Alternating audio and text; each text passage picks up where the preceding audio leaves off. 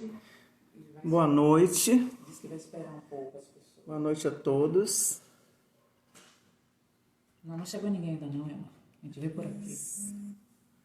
Já. Eu quero agradecer ao Espaço Lalang, né, na pessoa de Antônia Vieira, da nossa colega Antônia Vieira, por esse convite, né, e vamos trabalhar.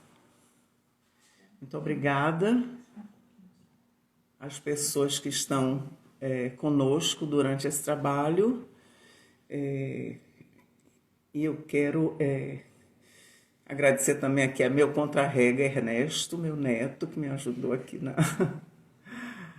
na instalação, né, desse equipamento aqui, e a Patrícia Fernandes também aqui, minha colega, que está me ajudando aqui. Bom, vamos começar. Quando uma criança precisa de análise e a querela dos diagnósticos, né? De pronto, lhes digo que, como os adultos, a criança precisa de análise quando está sofrendo. Esse é um ponto em comum com os adultos. Entretanto, diferentemente do adulto, a criança é levada por seus cuidadores na maioria das vezes. Esse momento significa que algo invadiu a harmonia da infância, causando mal-estar. É um encontro difícil, uma vez que esse mal-estar aponta para uma ruptura entre os pais e a criança. Muitas vezes carregados de culpa, né? Esse encontro é difícil porque aponta para essa ruptura, e muitas vezes os pais chegam carregados de culpa, um sentimento de fracasso, angústia e desconcerto.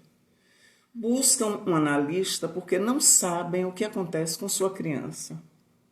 A essa atribuição de saber, atribuem esse saber ao analista um saber sobre a criança, sobre o seu filho. E essa é a mola propulsora para o início de um trabalho. A essa atribuição de saber, Lacan chamou sujeito suposto saber. É o pivô da transferência, ponto de partida de uma psicanálise, e vai propiciar que o analista se coloque em uma posição de ouvinte de um discurso que ele mesmo incentiva ao convidar o analisante a dizer tudo o que se passa por sua mente sem omitir nada. A experiência analítica só é possível se suspendermos toda e qualquer saber prévio sobre o analisante, o que implica que o analista não deve se deixar enganar por esse efeito de suposição de saber que lhe é atribuído. Entretanto, desde as entrevistas preliminares, essa suposição de saber deverá estar presente, uma vez que esses momentos serão de extrema importância para que o analista, os pais e o pequeno paciente se assegurem da necessidade de iniciar um trabalho. Quando recebemos o sujeito de calças curtas, como chama Aurélio Souza o pequeno paciente, vamos privilegiar a sua narrativa, ouvir a sua queixa, o motivo do seu sofrimento.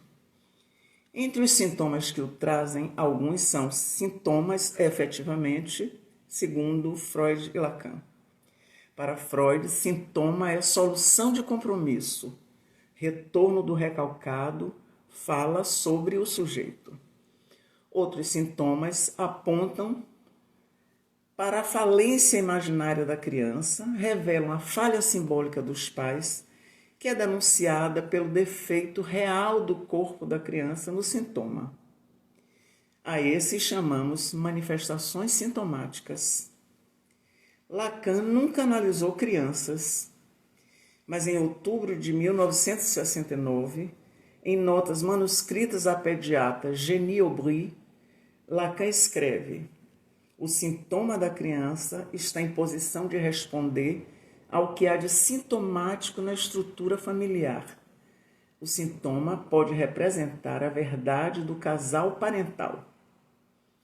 Na consulta, ao lado do discurso manifesto, da história familiar, dos fenômenos que perturbam, pode sobreviver um dizer que diz respeito à falta deles inscrita no corpo da criança.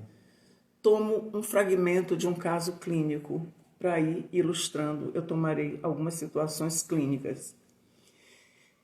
André chega no consultório muito agitado. Sua mãe nos relata que está assim há um tempo. Não para, não dorme bem, não descansa. Ela nos conta que na sua gestação foi agredida por seu companheiro com um chute no abdômen. Tinha certeza que atingiu a cabeça do bebê. E quando este nasceu, ela já sabia que algo aconteceria na sua cabeça. Via uma deformidade que ninguém mais conseguia ver, nem os médicos, nem os familiares. Mas ela via. Passou a achar que ele era um largadinho, para falar de como ele era parado, não era como os outros bebês. Logo que começa a andar, mostra-se inquieto, agitado. Mostrava a essa mãe que estava vivo. Era a nossa hipótese. Nas entrevistas, André pôde ouvir sua história. O tratamento segue e a criança passa a estar mais tranquilo. Sua mãe participa das sessões e pode falar do quanto havia sofrido esperando um filho mal formado, doente. O sintoma da criança se afirma ao mesmo tempo como emergente do real no seu corpo e como um dizer daqueles que trazem sua queixa. Então perguntamos a quem pertence o sintoma: à criança, à mãe, aos pais. Em 1984, Charles Melman propõe 2 categorias de sintomas. A primeira, que poderia se chamar o verdadeiro sintoma, no sentido analítico, articulado ao recalcamento originário, organizador da estrutura. A segunda categoria, específica da criança, chamaremos de manifestações sintomáticas. São produtos da organização parental inconsciente. Essas manifestações são respostas das crianças às neuroses nesses outros, que são seus pais, e têm função de laço entre o real do seu corpo e o imaginário e simbólico deles. O analista precisa de muito tato e ouvidos muito cuidadosos. Quando a metáfora se detém sobre o real do corpo da criança, dizemos que é uma maldição. Maldição, ele faz existe um jogo de palavras entre maldição, algo de ruim que acontece, e maldição, o que é maldito, mal falado. Um segundo fragmento clínico. Quando Tadeu estava para nascer, o parto se complicou e o bebê demorou para respirar. E o médico anuncia: esse menino vai necessitar de ajuda. Essa frase se converteu em sentença. Aos 3 anos, quando veio à consulta, não falava, não brincava, não olhava nos olhos, não fazia nada sozinho. Precisava sempre de ajuda. Foram precisos anos de trabalho para desarticular os efeitos dessa frase cristalizada na história dessa mãe, para construir outras possibilidades para essa criança e seus pais. Ainda fazendo parte dessas entrevistas, ouvimos com frequência uma busca de diagnóstico, um nome. Torna-se importante para a família nomear esse mal-estar. Então vamos tomar um pouco a querela dos diagnósticos, né? Diagnóstico é uma palavra que vem do grego, né? É dia, que é através, e gnose, saber. Então, através do saber, né? Eles são necessários como hipóteses. Para nós, são hipóteses. E fazem parte de um processo de tratamento. Mas devem ser escritos com lápis. não devem se constituir uma marca indelével na vida do sujeito. Assim como a criança, quando começa a aprender a escrever, escreve com lápis, não é? Na escola, para apagar o erro, apagar o que ele escreveu errado. Se escreve de caneta, marca, mesmo que se tente apagar, a marca fica. Então, esses diagnósticos devem ser escritos com lápis na infância, para que não fique essa marca indelével na vida do sujeito. Hipóteses diagnósticas devem funcionar como bússola para os profissionais, tendo em vista um processo de desenvolvimento da criança, a transferência e o tratamento que há de virá. Então, esses 3 elementos vão acontecer, vão ser trabalhados e essas hipóteses vão se confirmando ou não. Para nós, não existe diagnóstico prêt-à-porter, pronto para uso, né? Esses pertencem aos médicos, aos manuais da medicina. Para nós, eles são construídos num espaço transferencial e podem sofrer modificações à medida que o trabalho se realiza. O dia a dia da minha clínica me ensina isso. Várias instâncias nós temos a considerar nesse processo: a criança, a família, a escola, o mito familiar que atravessa, determina e constitui o sujeito.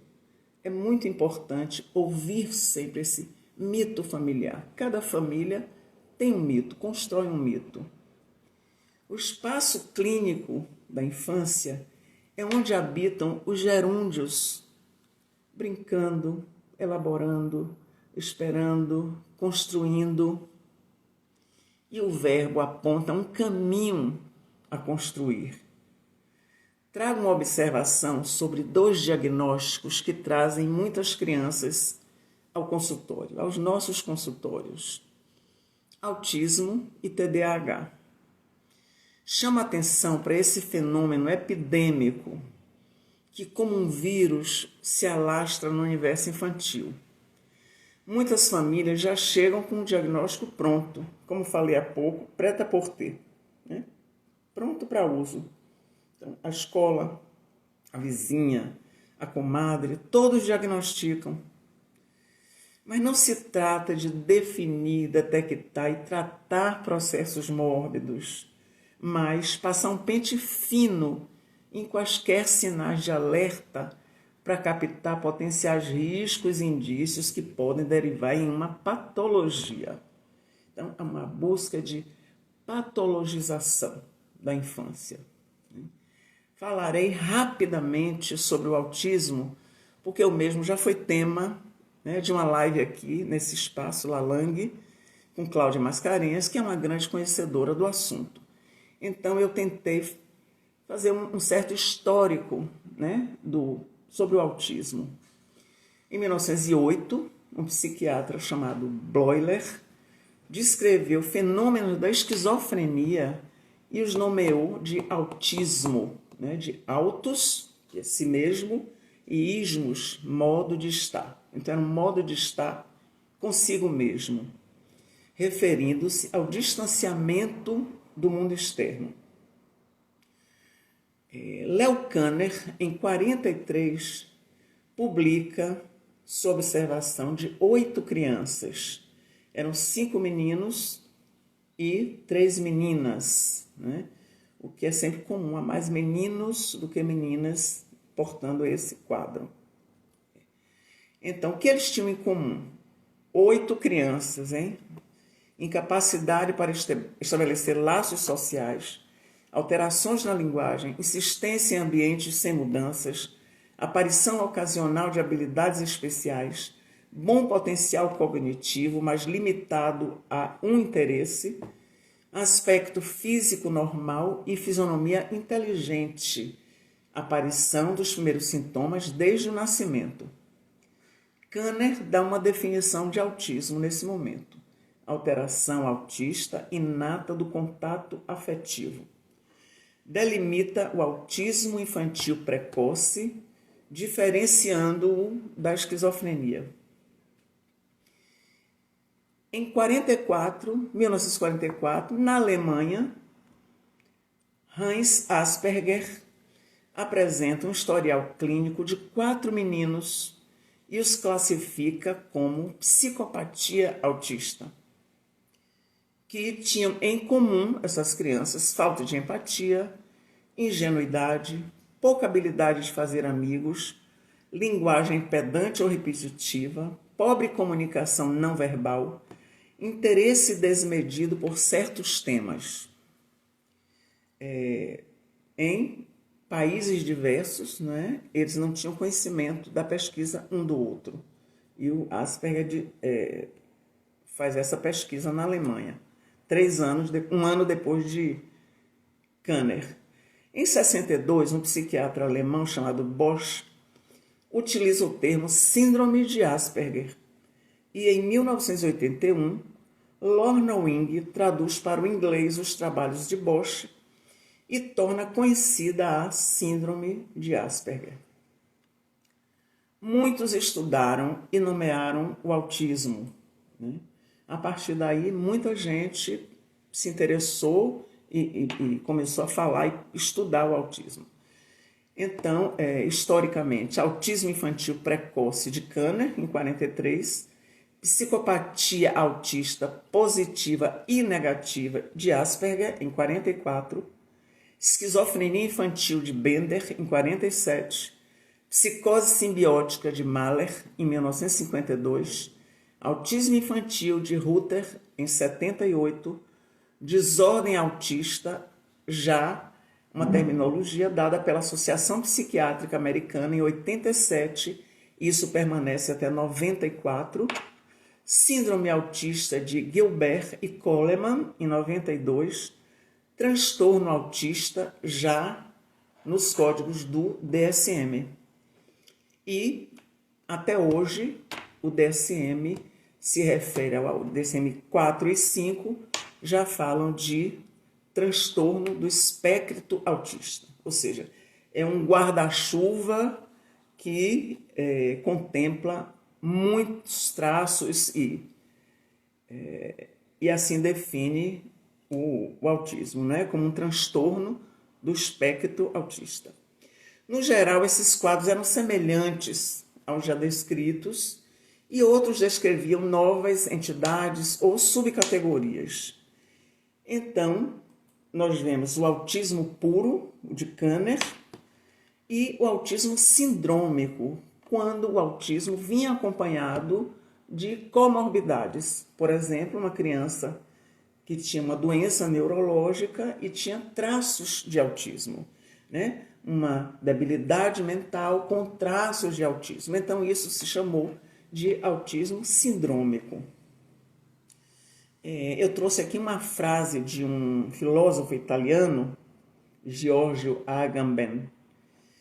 Quando o nexo ético e não simplesmente cognitivo, que une as palavras e as ações humanas, se quebra, se assiste efetivamente a uma proliferação espetacular, sem precedentes, de palavras vãs, por um lado, e por outro, de dispositivos legislativos que tratam obstinadamente de legislar cada aspecto daquela vida que já não parecem poder capturar.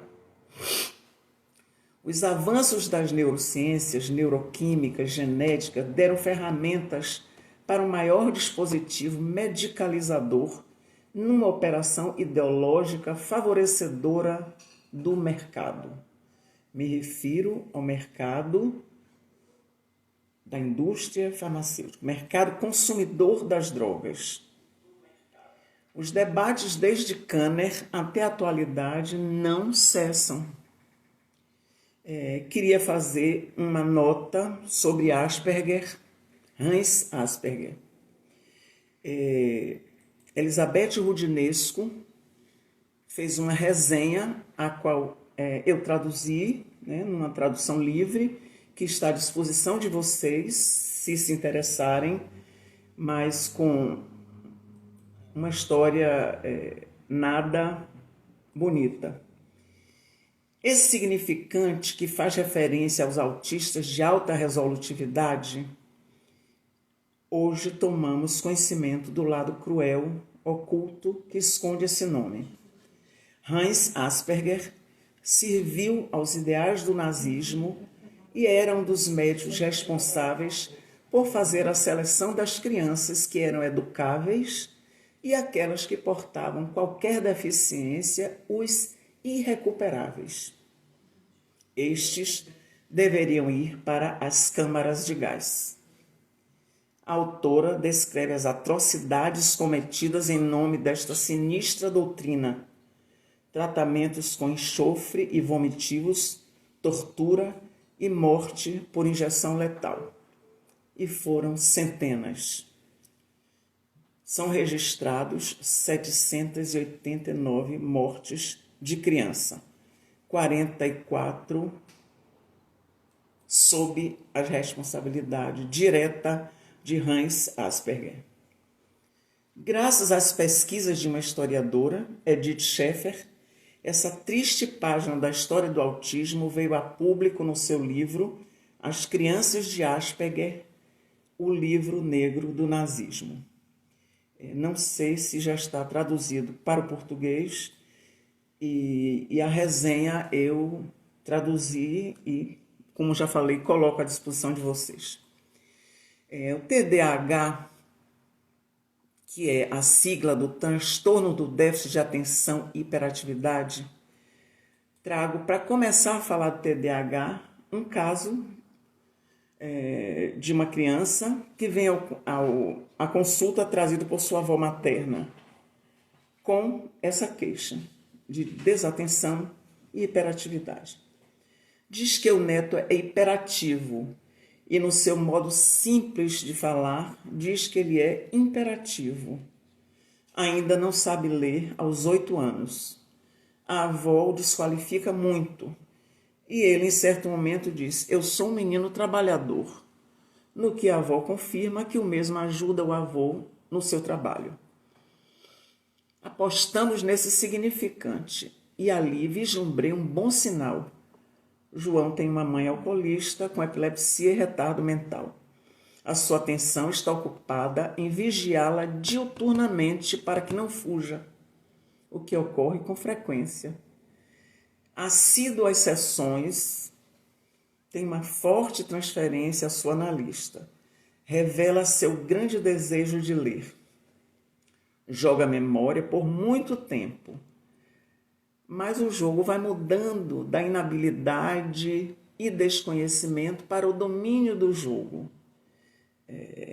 De uma criança que não sabia absolutamente do que se tratava aquele jogo e, aos poucos, ele vai dominando o jogo a ponto de ganhar da analista. É tranquilo e responsável. Fracassou na primeira tentativa de aprender a ler e escrever.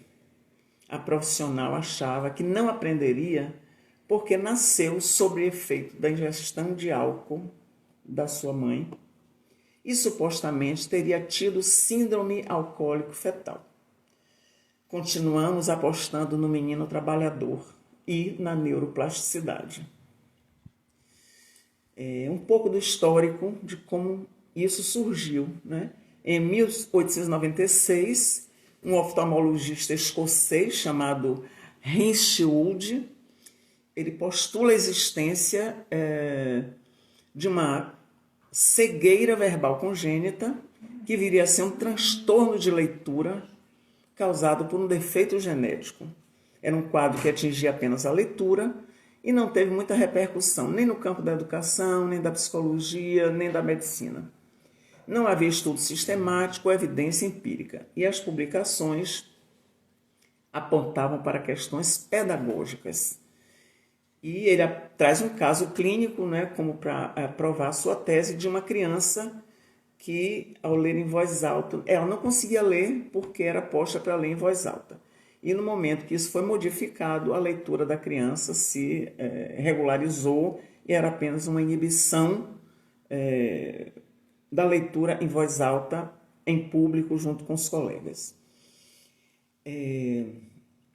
até hoje ele é citado como um pioneiro nos transtornos da aprendizagem, né?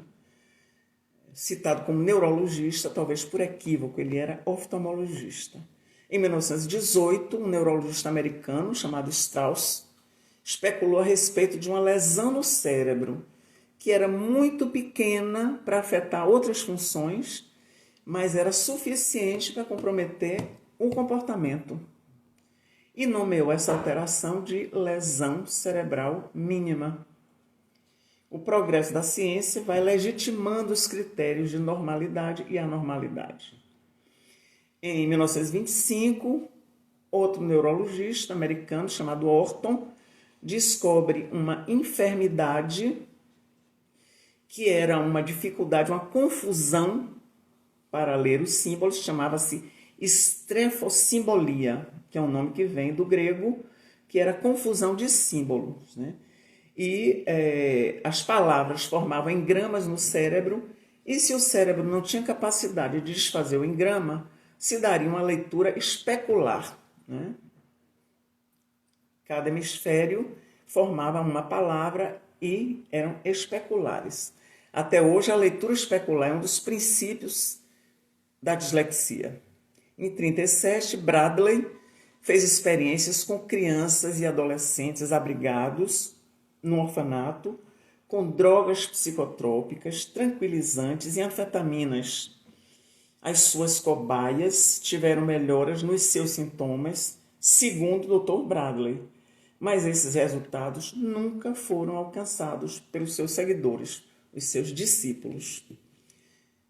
Em 62, no Encontro Científico Internacional em Oxford, para encontrar a lesão cerebral mínima de Strauss, foram feitos estudos anatomopatológicos e nada encontraram nos pacientes que foram acompanhados até a morte.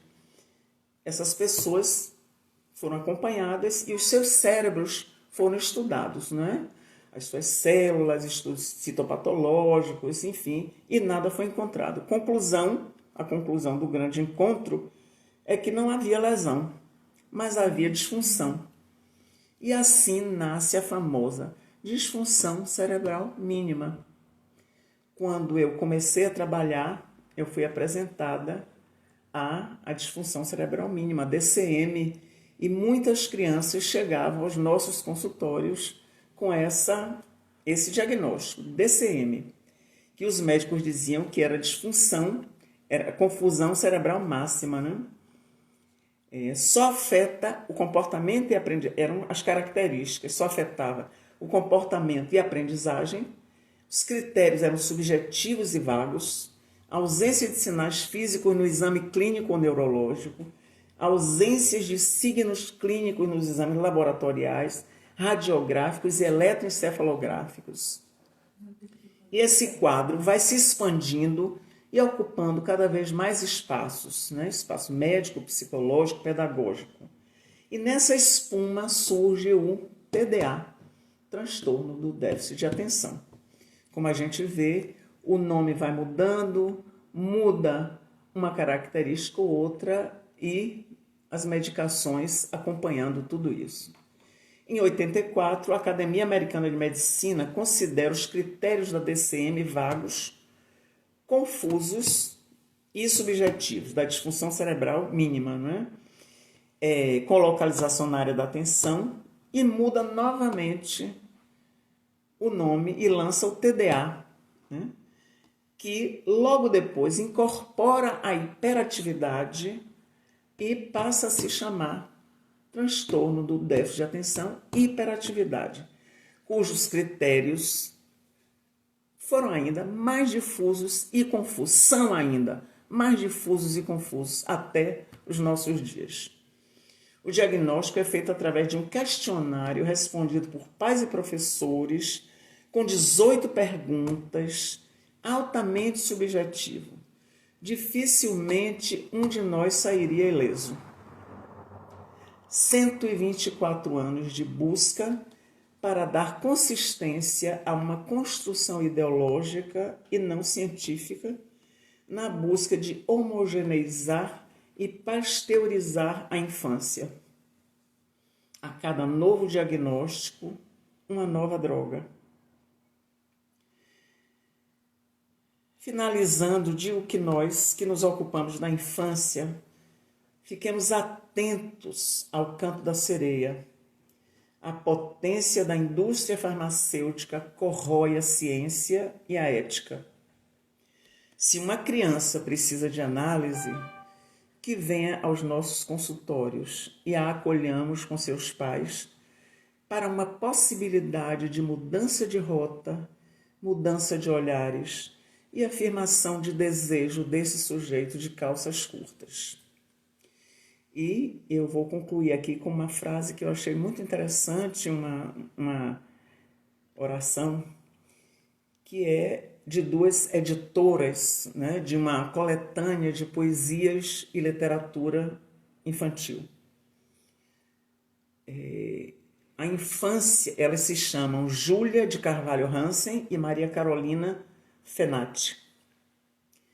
A infância é promessa de começo, testemunho do eterno retorno do novo e, portanto, de adiamento da catástrofe. Talvez seja por isso que todo poder conservador busque domesticar a infância. Para manter um estado de coisas, é preciso injustamente conter o indeterminado. Todavia, isso não é senão um modo grotesco de fracassar. Sejam quais forem as forças, a infância resiste. A condição e promessa do vivo. Ela afirma a persistência inegociável da mutação. Então, era isso que eu tinha para dizer para vocês. Quero agradecer aqui, particularmente, a minha supervisandas do Instituto Viva Infância. Tem aqui umas perguntas. Aqui os pais podem observar na criança para levá-la à análise. Como nós falamos, a criança começa a manifestar um mal-estar, não é? Isso aparece nas suas funções principais, não é?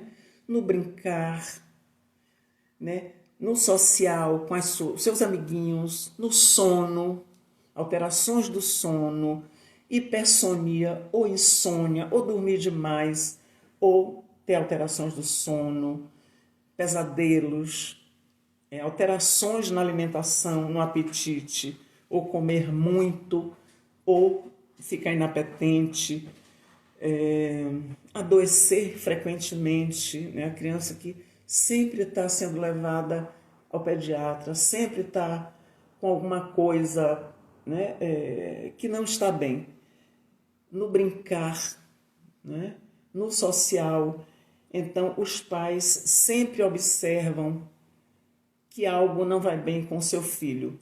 E, quando eles nos trazem, já é depois de certamente buscar soluções para essas questões e não resolvê-las. Então, eles nos trazem essa criança nesse momento. Então, o que deve trazer a criança ao consultório é isso, são mal-estar, né? Vários aspectos, né? Que cada criança, né? Com a sua história, com a sua vida, manifesta de uma forma muito singular. Né? Cadê?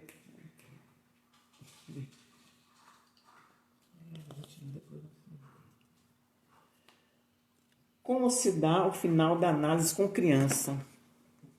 A gente não fala em final de análise com criança, porque o final de análise é no adulto, né?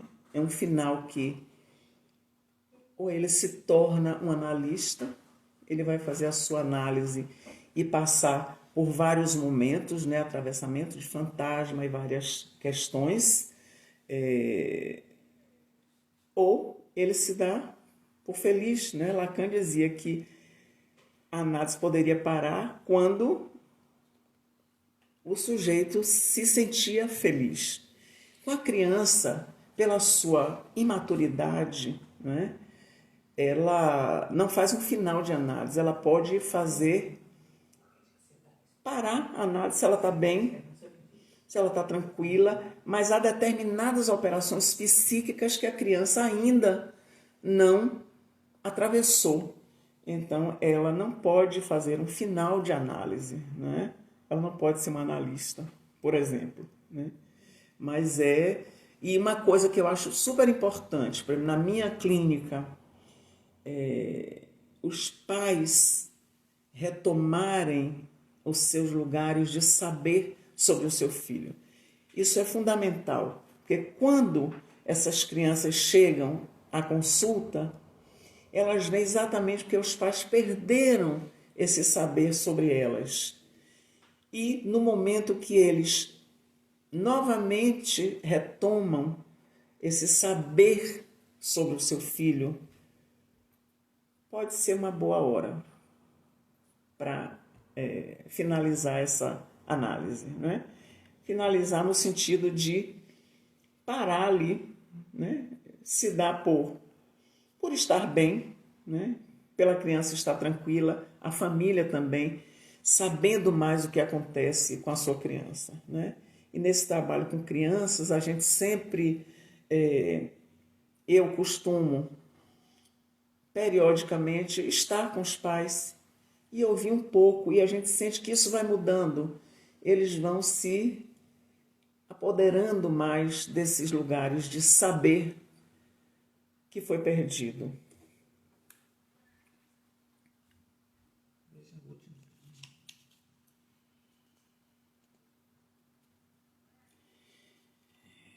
Falar mais sobre as manifestações sintomáticas e os sintomas.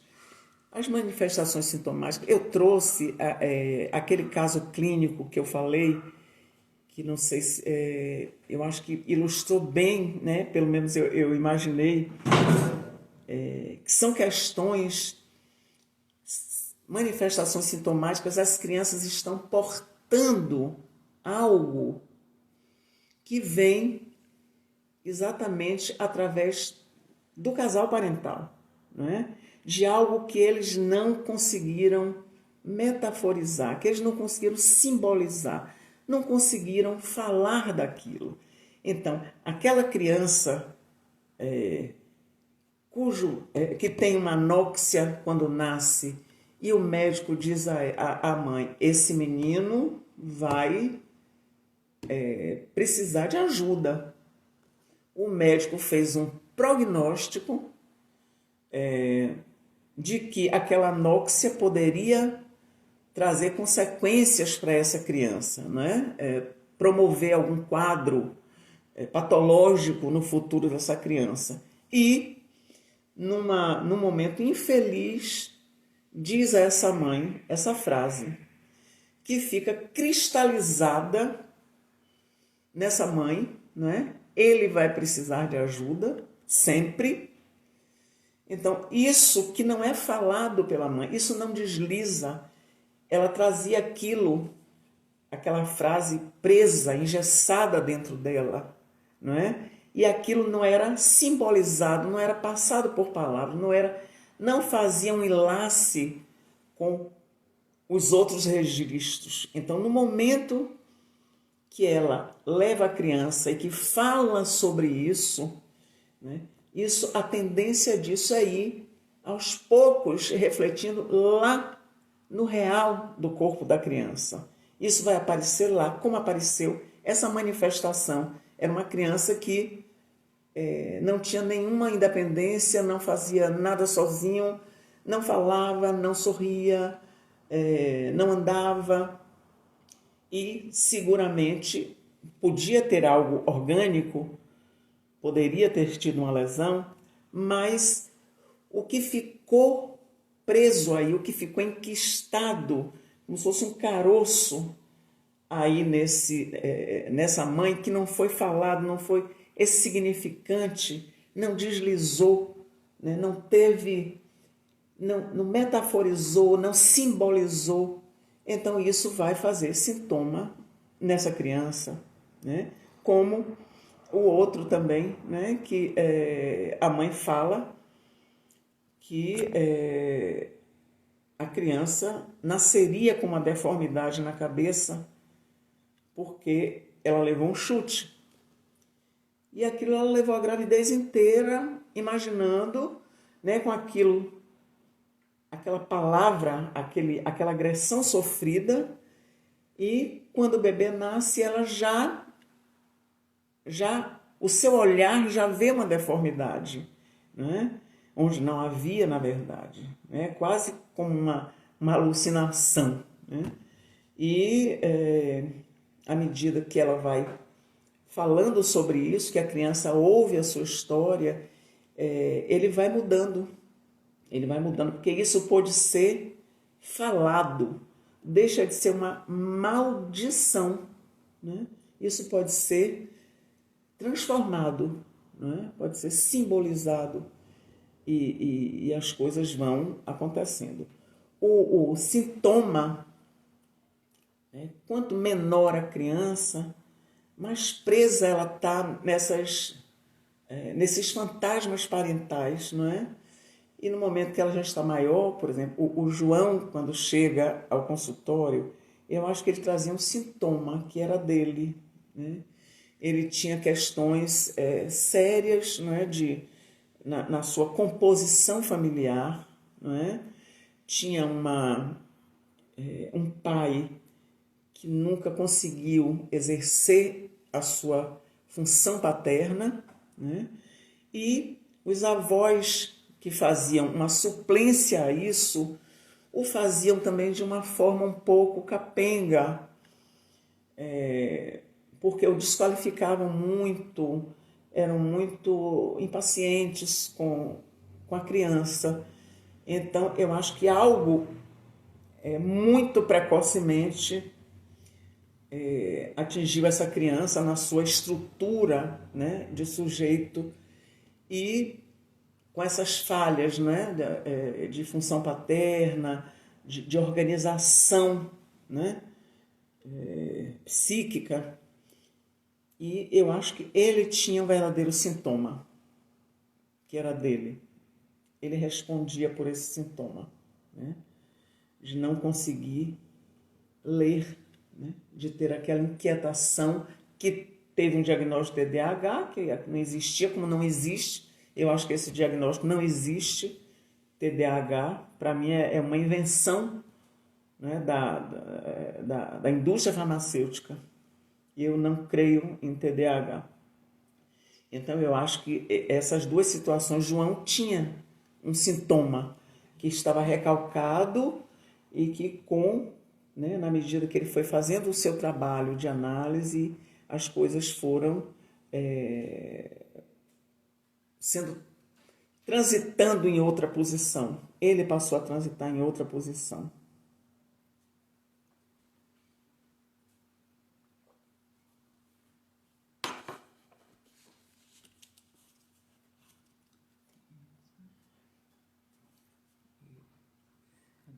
Problemas de aprendizagem podem ser um quadro de análise. Podem ser um quadro de análise? Pedido de análise. Sim, sim. A criança que não aprende, ela tem razões para não aprender, né? Evidentemente que se vê as questões pedagógicas, a adequação da escola, enfim, mas as questões de aprendizagem são muito ligadas às questões subjetivas, não é? Há uns anos atrás eu li um livro muito interessante que chamava A Inteligência contra Si Mesmo, né? E o subtítulo era A Criança que Não Aprende. Então é um livro muito antigo, mas existe ainda.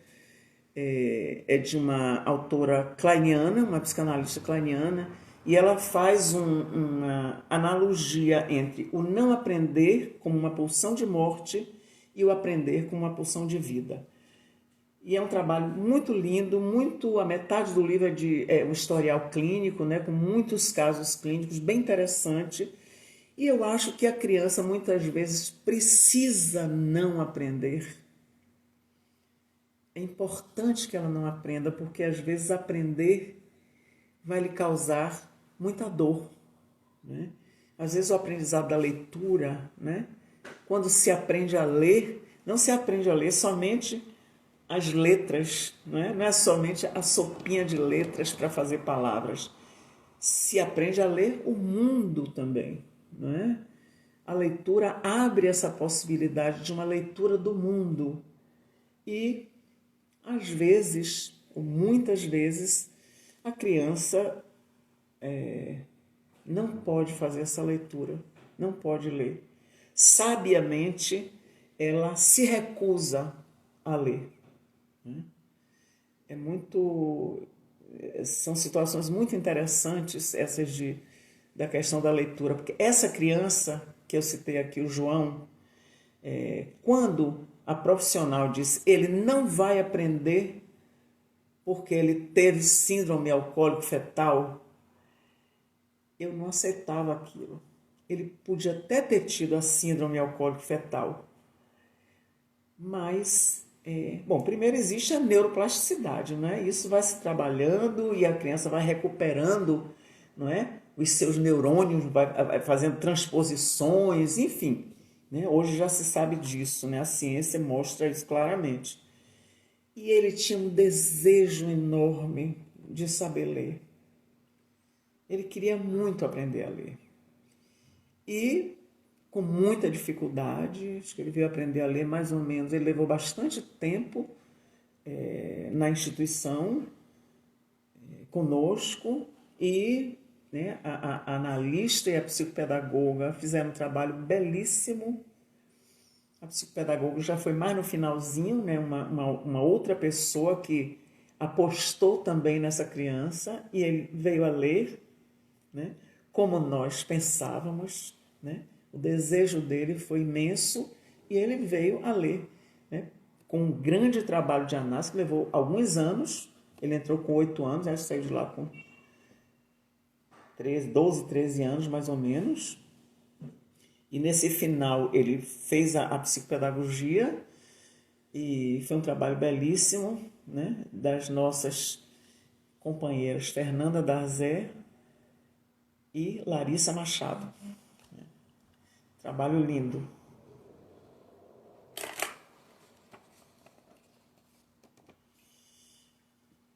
Na análise, a criança se dá com os pais inicialmente, quando a transferência com a criança acontece.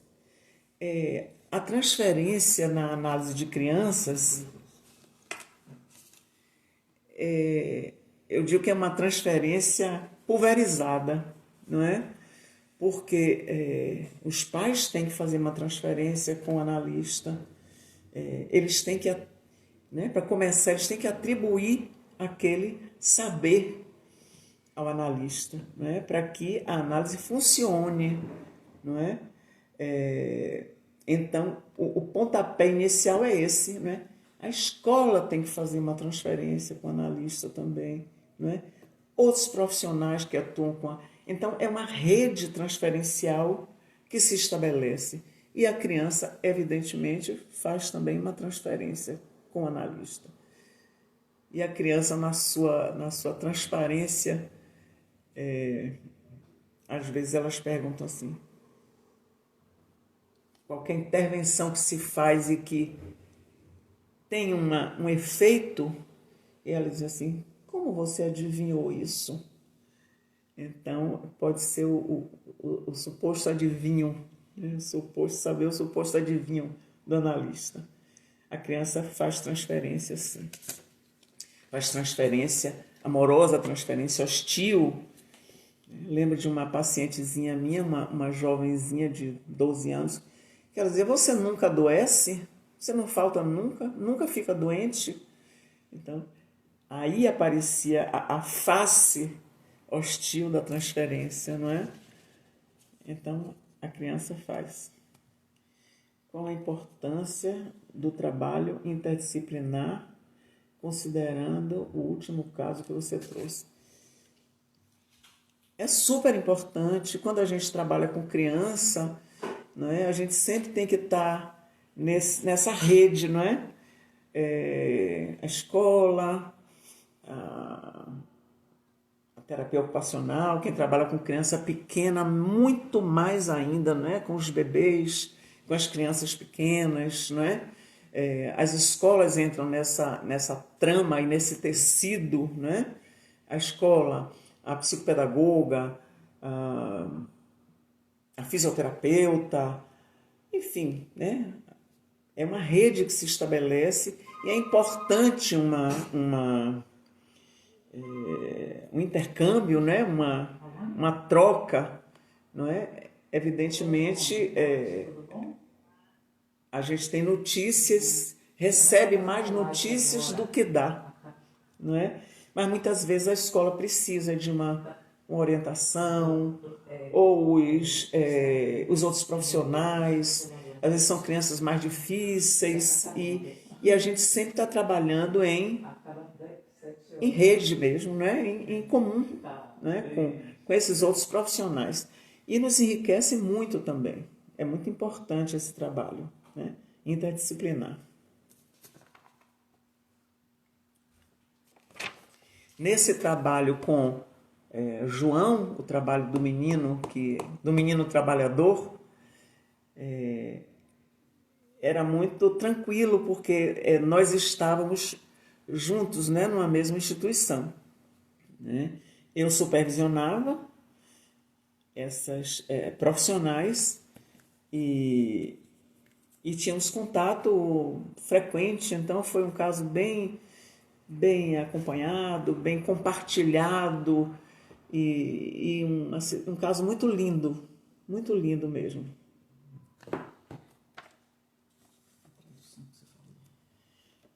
Como adquirir a tradução? Eu me comprometo a mandar para Antônia. Eu não teria como ter o e-mail de todos ou o WhatsApp de todos, mas eu me comprometo a pessoa inscreva para o Instituto na Língua pedindo que você faça. Ou então, Patrícia me fez aqui uma lembrança. Entrem no Instagram Manda uma mensagem para o Instituto Lalang. Manda uma mensagem para o Instituto Lalang, né? E eu encaminho para a Antônia. Ou para o Instituto Viva Infância também, né? Ou um ou outro. Se vocês mandam, eu terei muito prazer em passar essa tradução para vocês. Eu agradeço muito vocês estarem aqui comigo, né, nessa hora. Espero que tenham que algo tenha ficado com vocês, e eu gostei muito de estar aqui falando com vocês também. Não pude ficar como mães e pais podem ajudar crianças a enfrentar esse momento de isolamento social. Alessandra, de uma forma espontânea, eu acho que os pais não precisam estarem se obrigando a estarem criando a cada dia uma atividade, a cada dia uma coisa, a cada dia outra coisa. Eu acho que as crianças também dão conta disso, elas também têm uma sabedoria, elas têm uma criatividade enorme, maior do que as nossas ainda. E desenhar, eu acho que uma coisa interessante é desenhar, não é? Desenhar o vírus. A gente vai ter surpresas incríveis. Eu ouvi outro dia um relato de uma mãe, só rapidamente aqui para acabar, para as despedidas. Nós temos 7 minutos. Uma mãe que me disse que o filhinho dela de 4 anos, alguém inadvertidamente deixou uma porta aberta da casa, e ele disse: mamãe, mamãe, fecha a porta que o coronavírus vai entrar, ele pode entrar. Então, né, eu fiquei pensando, né, e falando com essa pessoa, que ideia, que fantasia essa criança tinha do coronavírus, não é? Então seria um monstro, né? Então desenhar o coronavírus, falar sobre isso com as crianças e atravessar o isolamento dessa forma, conversando, compartilhando e sem essa tirania sobre si próprio, nessa essa exigência imensa de ter que estar criando, inventando. Deixar as crianças também tomarem conta da situação e a gente aprende muita coisa com elas, sem dúvida. Então, Instituto Lalang, muito obrigada. Antônia Vieira, muito obrigada. E eu estou à disposição para qualquer coisa. Instituto Viva Infância, né? Entrem no nosso Instagram, no nosso site. E Antônia também tem meus contatos. Qualquer coisa eu estarei às ordens. Boa noite e até. Vou ter que gravar, viu? Encerrar vídeo. Tem certeza que eu tenho que encerrar?